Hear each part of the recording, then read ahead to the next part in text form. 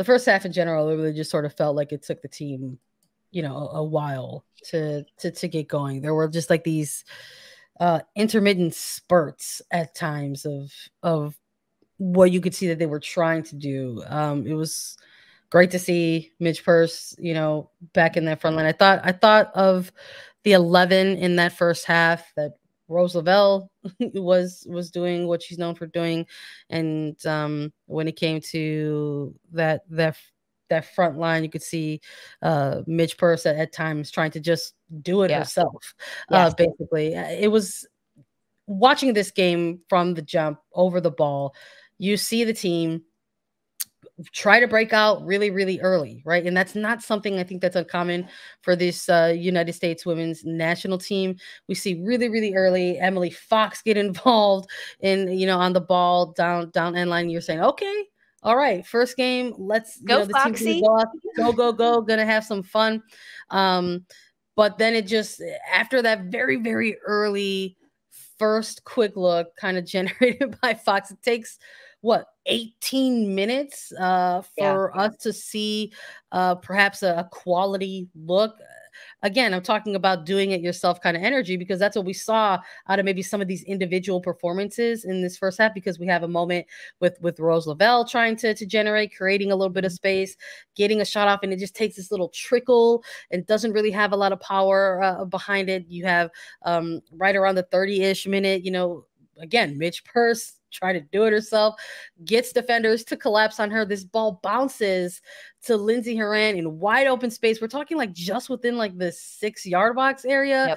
Finds herself 1v1 with Naylor and takes this shot, and it's almost just like smacked directly at the keeper. I see you putting your hands on your head and rubbing your face. Was that your same reaction when you saw this happen?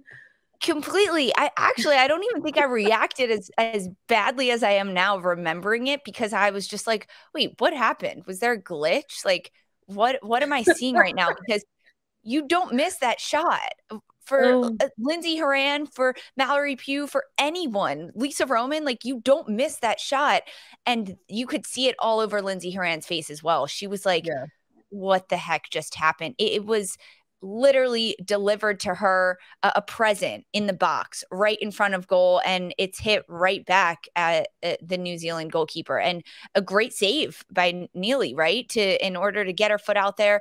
That ball needs to be like hit to the corners, kept it low, and so much work by the front line at that point. I think you just touched on that a little bit. Like, what we saw from Swanson, Morgan, and Purce to start this game, I liked. And their movement off the ball, they didn't have a lot of touches, right? They didn't create that many chances.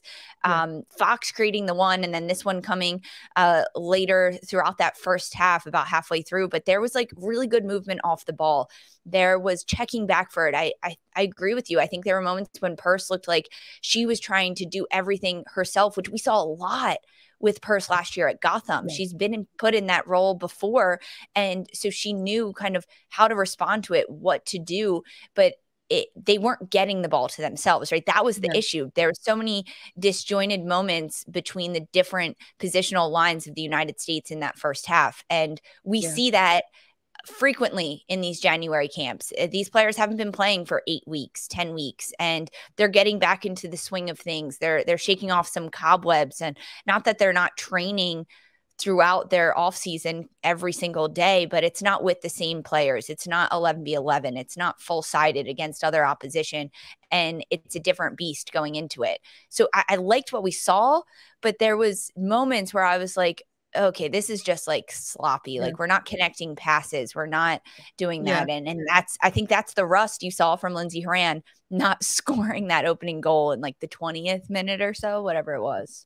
I feel you with like the majority of parts what you're saying. For me, I thought the off ball movement was kind of stagnant, and that also sort of contributed to a lot of the disjointing. I think it obviously for me it got better as that first half went on. But I would say for maybe that opening 20 to 30 minutes, there were moments like if you were on the ball, you were like almost on an island at some points. Yes, there wasn't a lot, like no one was coming or making the alternate run or getting into pockets. There was movement. There was off-ball movement, but it wasn't helpful to what the play was developing at that point. Like they weren't on the same page with where the movement was, where the ball was going to go, personnel like that.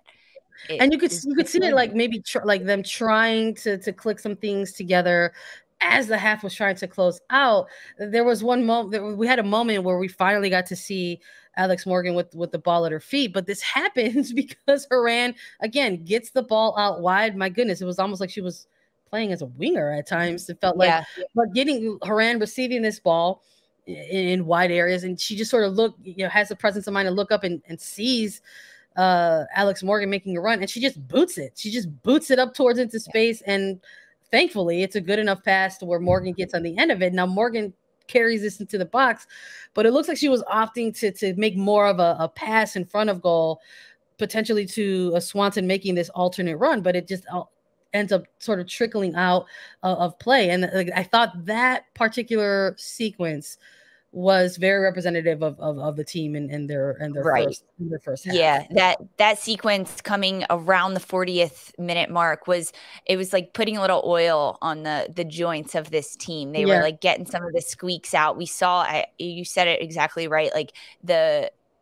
what we're used to seeing from this team. Yeah, Horan pulled really, really out wide into those spaces and kind of occupying that space. And that's where we saw a lot of Taylor Korniak's touches as well, because the ball was in the flanks for this game for the United States. It's where we saw Emily Fox get all of her touches, right, where we usually do, but she was utilizing the width of the field and those flanks. The shot from Alex Morgan, a little unconventional from her. Was she going for the cross and finding Swanson on the back post? Was she looking for the shot?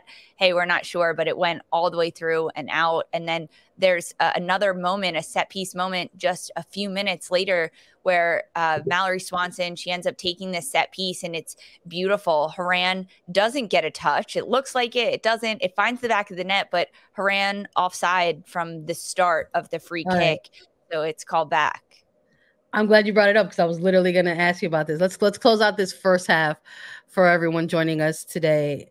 Do you think it was offside? Should that have been a goal for Swanson off the free kick? No, it was offside. All right. Lindsey Horan. Some folks wanted to see that other angle. Some folks wanted to see that other angle to have the confirmation of it. But I will say this.